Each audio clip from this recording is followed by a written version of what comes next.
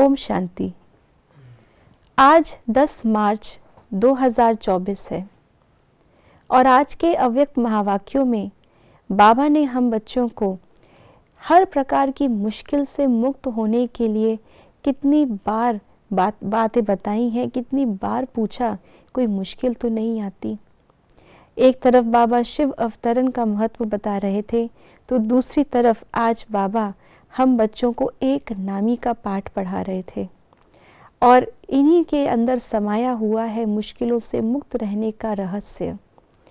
कैसे हम मुश्किलों से सदा मुक्त रहें, कैसे अपने आप को हमेशा बेफिक्र बना के रखें, आइए जानते हैं इसके बारे में आज के बाबा के अव्यक्त इशारे।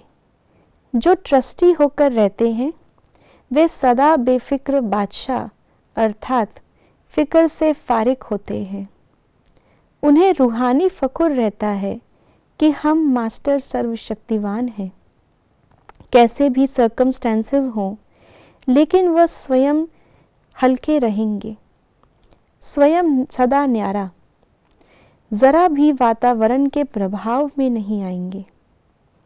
एक नामी, जैसे बाबा आज हमें मुरली में भी कह रहे थे, तो ये गुण धारण करने के लिए एक और गुण बाबा हमें इशारों में भी बता रहे हैं, वो है ट्रस्टी। जो अपने आप को ट्रस्टी समझेगा खजाने का, तो भले ही खजाना बहुत बड़ा है, लेकिन वो हमेशा उतना ही उसमें से लेगा जितना कि उसको ज़रूरत है।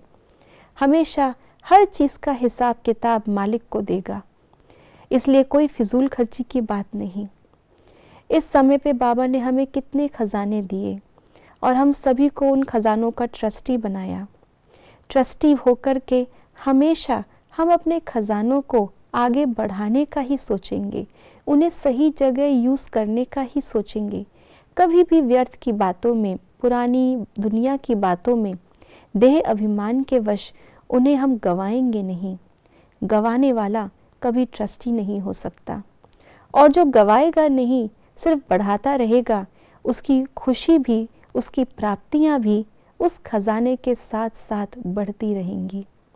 इसीलिए आज बाबा ने कहा कि जो ट्रस्टी है वही हमेशा बेफिक्र बादशाह रह सकता है, क्योंकि उसे पता है गंवाने के लिए मेरे पास कुछ है ही नहीं, सब कुछ पहले ही भगवान को अर्पित कर दिया, और जो भगवान का है, जब तक मैं एक नामी बनकर चल रहा हूँ उसे मैं गंवा नहीं सकता।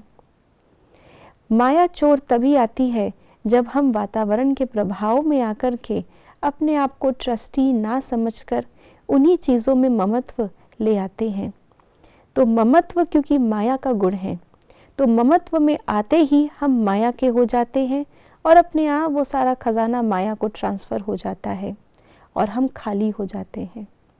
इसलिए आज बाबा ने कहा कि जो हमेशा बेफिक्र बादशाह रहेगा वो हमेशा रूहानी फुकुर में रहेगा कि मेरे पास कितना कुछ है और मेरे पास जो है उसे कोई चुरा नहीं सकता, कोई छीन नहीं सकता।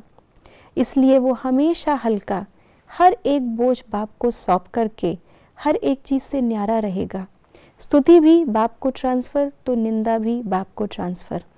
और ऐसा ही मनुष्य, ऐसी आत्मा ही हर प्रभाव से मुक्त बेफिक्र बादशाह रह सकती है। ओम शांति।